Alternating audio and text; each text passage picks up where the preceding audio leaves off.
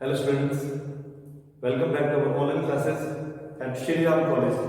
Students, today we are going to discuss a point ought to west wind which is included in your syllabus of BA BEd second year. Okay students, तो आज हम करने वाले हैं ought to west wind, बहुत ही famous point है, PB Shelley ने इसको लिखा है, तो आज हम डिस्कस करेंगे पीबी शैले के बारे में डिस्कस करेंगे, उनकी क्या कुछ मेन कॉम्पोजिशंस हैं स्टूडेंट्स, हम उसकी भी बात करेंगे। और सबसे पहले हम बात करेंगे कि पीबी शैले कौन है, इनका लिटरेरी कंट्रीब्यूशन क्या है, कौन सा इनका लिटरेरी एरा है स्टूडेंट्स, तो हम उसके बारे में बात करेंगे। तो सॉरी, हमें ought to the west wind है स्टूडेंट्स,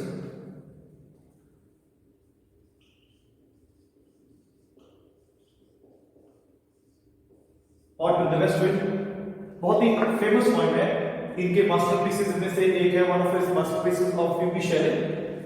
देखिए पूरा पढ़ेंगे तो पर्सी बिश शैले, इसको क्या पढ़ेंगे, बिश, पर्सी बिश शैले। अब इनका जो बर्थ होता है, वैसे तो मैंने इसको देखिए लिख रखा है 1792 एंड डाइड इन 1822। अगर मैं कंप्लीट बताऊं आपको तो पीबी शैले का जो बर्थ होता है वो बर्थ होता है इनका 4 अगस्त 1792 के अंदर। कहां पे होता है, यूके में होता है। कहां पे, यूके में, यूनाइटेड किंगडम के अंदर होता है। और इनकी जो डेथ होती है स्टूडेंट्स, डेथ होती है 8 जुलाई 1822 के अंदर। और कहां पे होती है, इटली में। कहां पे होती है स्टूडेंट्स, इनकी डेथ कहां पे होती है, इटली के अंदर होती है। पीबी शैले एक बहुत ही वेल नोन नेम हमारे लिटरेचर इंग्लिश के अंदर। यूके में इनका बर्थ होता है, इटली में इनकी डेथ होती है। देखिए अगर मैं इनके लाइफ की बात करूं तो बहुत ही कम इनका लाइफ टेन्योर है, ऑलमोस्ट 30 ईयर है इनका, कि लगभग 30 साल ही 30 इयर्स ही जी। ओके, तो एज इनकी बहुत, जो इन्होंने कम कह सकते हैं कि बहुत कम एज के अंदर ही ये इस दुनिया से चले गए थे पीबी शैले। तो अब दूसरी जो नेक्स्ट हम बात करेंगे, ये तो इनके बर्थ के बारे में। अब हम बात करेंगे कि पीबी शैले का लिटरेरी इरा कौन सा है, लिटरेरी इरा कौन सा है, तो हम बात करेंगे इनके लिटरेरी इरा की। तो अगर हम इनके इरा की बात करें स्टूडेंट्स, तो ये है रोमांटिक एज की। कौन सी एज के स्टूडेंट्स, रोमांटिक एज के अंदर। सो ध्यान दें, ये आपके बीए बीएड सेकेंड ईयर के अंदर जो पॉइंट है, out of the west wind. Okay, तो रोमांटिक एज जो इनका इरा रहा है, और रोमांटिक एज स्टूडेंट्स आपको बार-बार बताता हूं मैं कि 98 से शुरू होकर 1837 तक है। जो रोमांटिक इरा है उसका टेन्योर क्या है students, starts from 1798 and ends in 1837। Okay, अब पीबी शैले क्या है, PB Shelley is regarded one of the greatest romantic poets. सबसे जो महानतम रोमांटिक के पोएट्स है ना, लाइक जैसे अगर मैं बात करूं विलियम कलिंस की बात करूं, विलियम ब्लेक की बात करूं, या मैं वर्ड्सवर्थ की बात करूं, दूसरी तरीके से पीबी शैले या जॉन कीट्स। तो सबसे जो फेमस रोमांटिक पोएट्स है उनमें से एक है हमारे पीबी शैले। ओके, अब देखिए पीबी शैले की मैं बात करूं तो मोस्टली इनके जो पोएट्री थी वो कौन सी थी, फिलोसॉफिकल पोएट्री ज्यादा लिखते थे ये, विजनरी पोएट्री। अगर मैं बात करूं तो एक तो ये क्या है, फिलोसॉफिकल लिखते हैं, फिलोसॉफिकल पोएट्री है, और कौन सी है, विजनरी पोएट्री है स्टूडेंट्स। ओके, फिलोसॉफिकल लिखते हैं, विजनरी पोएट्री लिखते हैं, रोमांटिसिज्म इनकी पोएट्री के अंदर है। क्या है इनकी पोएट्री के अंदर, रोमांटिसिज्म। स्टूडेंट्स इनकी पोएट्री में और क्या है, इनकी पोएट्री के अंदर रोमांटिसिज्म है स्टूडेंट्स। क्या है, रोमांटिसिज्म है इनकी पोएट्री के अंदर। ओके, अब अगर हम बात करें तो पीबी शैले में कौन कौन से ऐसे वर्क्स लिखे जिनकी वजह से ये लिटरेचर के अंदर इतने इनको नेम ऑफ फेम मिला, या कितने वेल नोन है। तो अब हम स्टूडेंट्स बात करेंगे इनके कुछ मेजर वर्क्स की बात करेंगे। ओके,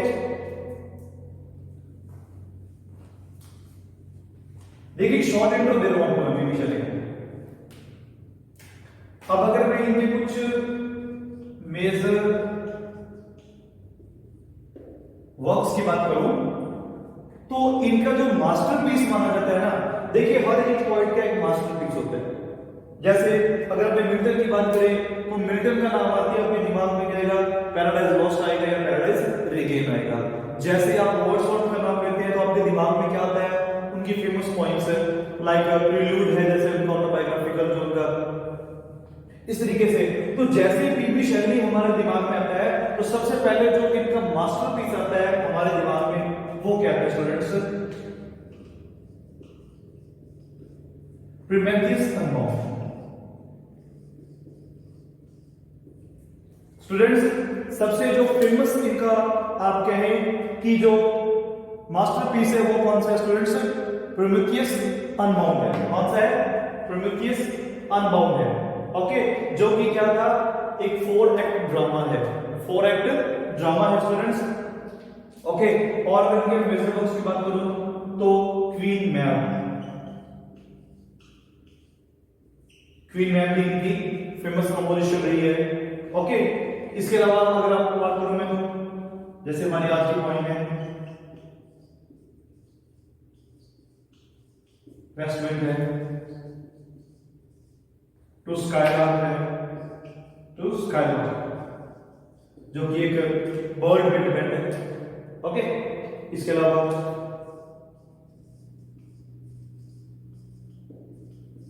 ओज़िमेंडियास है,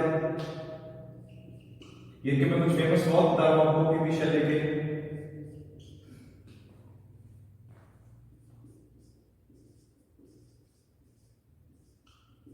एडोनस है स्टूडेंट्स इनकी,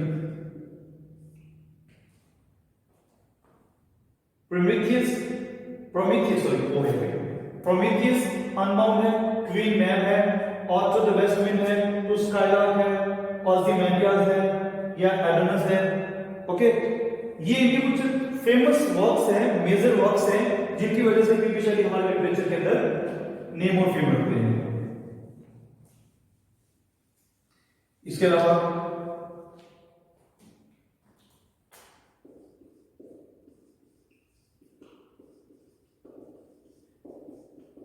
द सॉफ्ट वॉइसेस जाए भी एक फेमस कंपोजिशन है इनकी। Okay,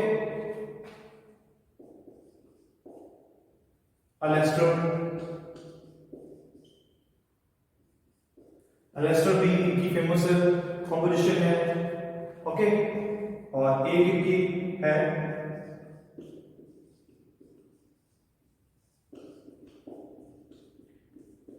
the which of Atlas है students, the which of Atlas भी इनकी फेमस कंपोजिशन है। तो पीबी शैली, आपको फिर से मैं रिपीट करता हूं, रोमांटिक एज के बहुत ही फेमस पोएट रहे हैं। इनका लाइफ टेन्योर बहुत कम रहा है, ज्यादातर ये क्या लिखते थे, फिलोसॉफिकल लिखते थे, विजनरी पॉइंट्स लिखते थे, और इनके मेजर वर्क्स आपको मैंने बता दिए, बहुत कम एज में चले गए थे। जन्म इनका यूके में हुआ था और डेथ इनकी कहां पे हो गई थी, इटली के अंदर हो गई थी। ओके, ये तो एक शॉर्ट इंट्रो रहा हमारे पीबी शैली का। अब हम बात करेंगे इनकी जो आज की पॉइंट है, ode to the west wind.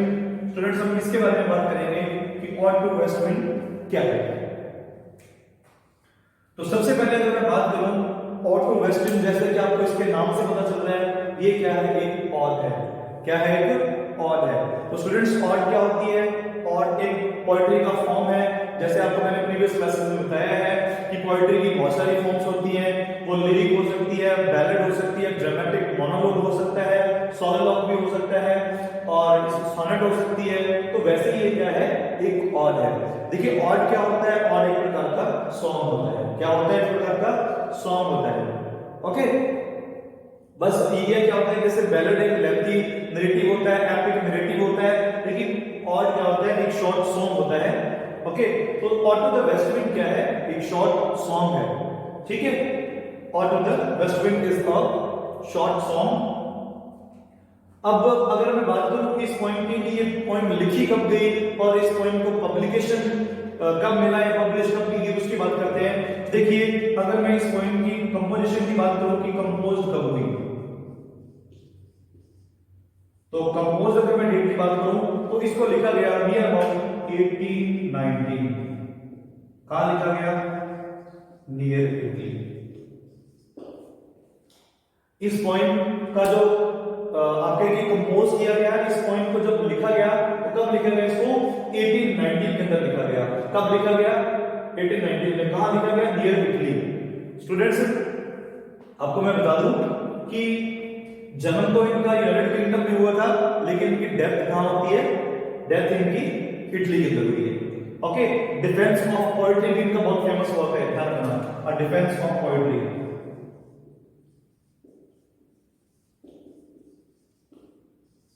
Defence of poetry भी क्या है? इनका फेमस वर्क है पीबी शैले का। ओके, ये तो बात होगी कि कंपोज कब हुई है? 1890 में। कहा? नियर इटली, और जगह का नाम भी है फ्लोरेंस। स्टूडेंट जगह का नाम क्या है? फ्लोरेंस है जगह का नाम। वहां पे इस पॉइंट को लिखा गया। अब पीबी शैले के बारे में एक और इंटरेस्टिंग चीज कि पीबी शैले को ज्यादा जो नेम और फेम मिला ना, ये इनको पॉस्टह्यूमस ही मिला। पॉस्टह्यूमस मतलब इनकी डेथ के बाद। जैसा कि आपने देखा होगा स्टूडेंट्स, बहुत सारे ऐसे हमारे पोएट हैं, बहुत सारे हमारे ऐसे ड्रामेटिस्ट हैं हमारे, या हमारे प्रोज राइटर हैं, जिनको ज्यादा नेम और फेम कब मिला? कि जब तक वो जीवित थे उनको नेम और फेम नहीं मिला। विलियम कलिंस उनमें एक और फेमस नाम है, विलियम ब्लेक है। इनकी जो सक्सेस या इनको जो आप कहें कि इनको जो अटेंशन मिला रीडर्स का या दूसरे क्रिटिक्स का, वो इनकी डेथ के बाद मिला। तो पीबी शैले को भी इनकी डेथ के बाद में ज्यादा नेम और फेम मिली। तो इस पॉइंट को कंपोज कर दिया गया 1819 में। कहां कंपोज किया गया? फ्लोरेंस में, जो कि कहां पे है? इटली के पास में ही है। अब बात करें कि ये पॉइंट पब्लिश कब हुई, तो इस पॉइंट का जो पब्लिकेशन किया गया वो किया गया इन 1820। किसके द्वारा किया गया? बाय चार्ल्स नाम का एक व्यक्ति है। और कहां पे किया गया? In London. देखिए इंटरेस्टिंग फैक्ट है इस पॉइंट के बारे में स्टूडेंट्स, कि इस पॉइंट को पब्लिश तो कब किया, सॉरी लिखा तो कब गया? 1819 में। कहां लिखा गया इसको? फ्लोरेंस इटली में। लेकिन इसको पब्लिश कब किया गया? 1820 में किया गया। किसके द्वारा किया गया? चार्ल्स के द्वारा किया गया। कहां किया गया? लंदन के अंदर किया गया इस पॉइंट को। और इस पॉइंट को कौन से कलेक्शन में? तो आपको मैं जो कलेक्शन था इस पॉइंट का, जिस कलेक्शन में इस पॉइंट को पब्लिश किया गया, वो कलेक्शन कौन सा था? प्रोमेथियस अनबाउंड था। जो आपको मैंने नंबर 1 बताया था ना, पीबी शैले का जो मास्टरपीस था। तो स्टूडेंट्स उसी के अंदर इस पॉइंट को, उसी कलेक्शन के अंदर इस पॉइंट को क्या किया गया? पब्लिश किया गया। किसके द्वारा? चार्ल्स के द्वारा। कब किया गया? 1820 के अंदर। ये तो इस पॉइंट की कंपोज डेट के बारे में हो गया, और इसका पब्लिकेशन कब हुआ इसके बारे में स्टूडेंट्स। ओके, अब हम बात करेंगे कि इस पॉइंट की इंस्पिरेशन क्या है, इस पॉइंट का बैकग्राउंड क्या है। ओके स्टूडेंट्स, अब हम बात करते हैं कि इस पॉइंट को, इसका जो ओरिजिन क्या है पॉइंट का, इस पॉइंट का ओरिजिन क्या है, या इस पॉइंट की इंस्पिरेशन। ओके, अब ध्यान देना, बहुत इंटरेस्टिंग चीज बता रहा हूं आपको मैं। सबसे पहली बात तो ये है, कुछ लोग ये कहते हैं, सम क्रिटिक्स एज्यूम्स, उनका अपना मानना है कि जब इनके बेटे की डेथ हो जाती है, after losing his son on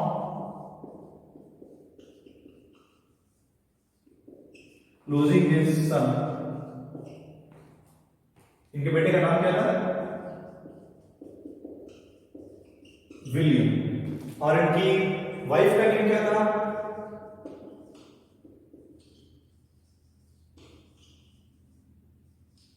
Mary शेले। क्या नाम था? मैरी शेले।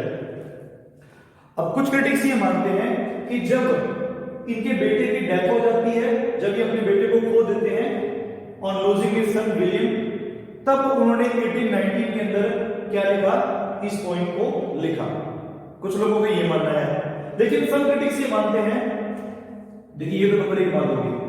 अब जो नंबर 2 बात इसके बारे में इंपॉर्टेंट है स्टूडेंट्स को ध्यान रखना। नंबर 2 जो इंपॉर्टेंट है वो ये कि जब पीबी शैले ने इस पॉइंट को लिखा, तो इस पॉइंट को लिखते समय उनके दिमाग में एक पीटरलू मैसेक्रे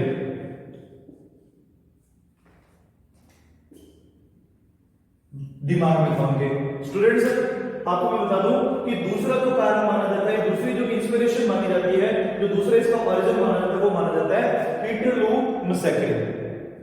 ये कब हुआ था? 1819 में हुआ था। कहां हुआ था? लिंकनशायर, आपने नाम सुना होगा, मैनचेस्टर आपने नाम सुना होगा इंग्लैंड के अंदर। तो वहां पे ये मैसेक्रे हुआ था। मैसेक्रे का मीन क्या होता है कि जहां बहुत सारे लोग एक साथ क्राउड होता है और उन पे अटैक किया जाता है, उनको बहुत सारे लोग एक साथ मारे जाते हैं। तो ये जो पीटरलू मैसेक्रे हुआ था, ये कब हुआ था? On Monday 1819। कहां हुआ था ये? मैनचेस्टर यूके में हुआ था। और इसके अंदर हुआ क्या था कि ऑलमोस्ट 60,000 लोग थे। कितने लोग थे? 60,000 लोग थे जो इनकी भीड़ इकट्ठी हुई थी। और उस पर क्या हुआ था? जो क्वेलरी होती है ना, क्वेलरी किसको कहते हैं? कि जो घुड़सवार होते थे वो इन 60,000 लोगों के बीच में घुस गए और इन पे उन्होंने अटैक कर दिया और बहुत बड़ी संख्या के अंदर लोगों को मार दिया गया। तो इस घटना को देखने के बाद ब्रिटिश बहुत दुखी थे। तो उन्होंने क्या किया? पीटरलू मैसेक्रे को देखते हुए इस पॉइंट को लिखा। अब इस पॉइंट को लिखने का मोटिव क्या था? स्टूडेंट्स, आपको पता है कि हर पॉइंट को लिखने का एक मोटिव होता है। तो मोटिव इसका क्या था? टू रिफॉर्म और रेवोल्यूशन। इस पॉइंट को लिखने के पीछे इनका मोटिव क्या था? अपने रीडर्स को या उस समय जो भी सिटीजन्स थे इस मैसेक्रे के बाद में, उनके अंदर एक रिफॉर्म की फीलिंग पैदा करने के लिए और एक रेवोल्यूशन, जिनमें क्रांतिकारी जो फीलिंग्स थी उनके अंदर, आप ये कहें कि पीबी शैले क्या करना चाहते थे? उन लोगों को इंस्पायर करना चाहते थे। किसके लिए इंस्पायर करना चाहते थे? टू रिफॉर्म, कि वो फिर से खुद को रिफॉर्म कर सकते हैं और रेवोल्यूशन कर सकते हैं, क्रांति कर सकते हैं। तो इस पॉइंट को लिखने के पीछे इनका जो मोटिव था वो ये था। PB Shelley wants to convey the feelings of reform and revolution in the readers of that time. उस समय जो रीडर्स थे पीटरलू मैसेक्रे के समय, कि उस समय लोगों का जो भी बहुत ज्यादा लोगों को मारा गया था, तो उन लोगों को दोबारा रिफॉर्म होने के लिए और रेवोल्यूशनरी जो उनके अंदर फीलिंग्स डालने के लिए पीबी शैले ने इस पॉइंट को लिखा। तो ओरिजिनल इंस्पिरेशन आपने देख ली। कुछ क्रिटिक्स का मानना है कि जब इनके बेटे की डेथ होती है तब इन्होंने इस पॉइंट को लिखा, लेकिन जो मेन सोर्स माना जाता है वो ये है कि पीटरलू मैसेक्रे जब इन्होंने देखा, जो कि 1890 में मैनचेस्टर यूनाइटेड किंगडम लिंकनशायर में हुआ था ऑन मंडे 1890, कि वहां 60,000 लोग इकट्ठे हुए थे और उन पे क्या किया था? क्वेलरी घुड़सवारों ने अटैक कर दिया था। तो उस मैसेक्रे के बाद में लोगों के अंदर रिफॉर्मेशन लोगों के अंदर डालने के लिए, रेवोल्यूशनरी फीलिंग डालने के लिए पीबी शैले ने इस पॉइंट को लिखा। ओके, ये बात क्लियर आपको स्टूडेंट्स? अब हम बात करेंगे इस पॉइंट का स्ट्रक्चर की।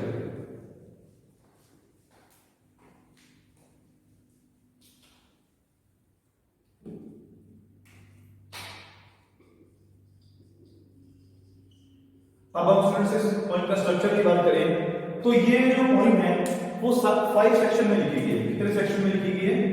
5 section. Sorry, back part.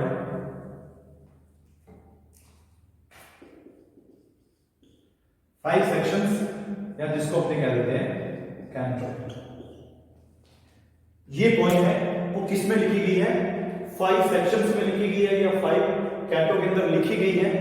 Okay, और इस पॉइंट को एक स्पेशल राइम फॉलो करके लिखा है पीबी शैले ने। इस पॉइंट को स्पेशली एक स्पेशल राइम यूज करते हुए, जिसको हम क्या कह देते हैं? तर्जा रीमा। क्या कहते हैं स्टूडेंट्स? तर्जा रीमा। अब इसके अंदर उन्होंने एक स्पेशल राइम स्कीम यूज की है, तर्जा रीमा। तर्जा रीमा का फर्स्ट ऑफ ऑल यूज किसने किया था? एक इटालियन राइटर थे, पोएट थे, इटालियन पोएट थे, दांते एलिगेरी। क्या नाम था? दांते एलिगेरी। फर्स्ट ऑफ ऑल तर्जा रीमा का सबसे पहला यूज किसने किया था? एक इटालियन पोएट थे कौन थे? इटालियन थे। क्या नाम था आपको मैंने? दांते अलिगरी। क्या नाम था? दांते अलिगरी था। दांते अलिगरी was the first Italian to use terza rima as a independent rhyme scheme. Okay, पहला जो व्यक्ति था वो कौन था? दांते अलिगरी था, जिन्होंने टर्जा रिमा को यूज किया। अब आपके दिमाग में प्रश्न बिल्कुल आ रहा है, ये क्वेश्चन आपके दिमाग में आ रहा है कि टर्जा रिमा होता क्या है। ओके, अब देखिए टर्जा रिमा के अंदर क्या होता है। टर्जा रिमा के अंदर